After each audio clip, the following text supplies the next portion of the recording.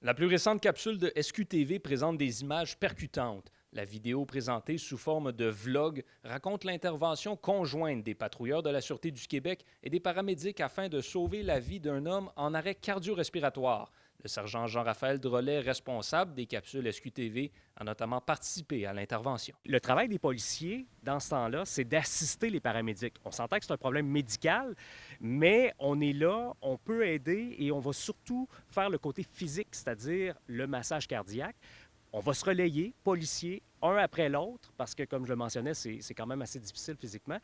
Et ça va permettre aux paramédics de faire d'autres tâches. Le but de cette capsule est justement de démontrer que ces situations existent, mais également de parler de l'importance d'avoir des individus formés en réanimation cardio-respiratoire sur différents lieux de travail. Une formation en RCR et l'accès à un défibrillateur sont donc les deux meilleures manières de prévenir des décès dans des cas similaires, selon le sergent Drolet, qui mentionne que ce type d'appel n'est pas hors du commun. Il y a beaucoup d'événements où le travail en équipe, les gens qui s'impliquent font en sorte que ça donne des bons résultats. Et plus il y a de gens qui sont formés, plus il y a présence de défibrillateurs externes automatisés dans les endroits publics, bien, on vient augmenter ces chances-là de succès.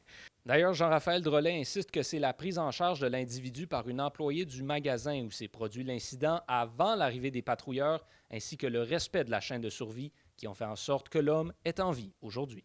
C'est un exemple concret qu'une citoyenne qui a sa formation en RCR, qui agit tout de suite, qui fait les manœuvres, on contacte les secours immédiatement, on arrive rapidement, on met en place le défibrillateur externe automatisé. Il y a eu 5 décharges sur Yvan et on voit vraiment du début où Yvan, et puis là du tout, jusqu'à la fin où il se met à nous parler.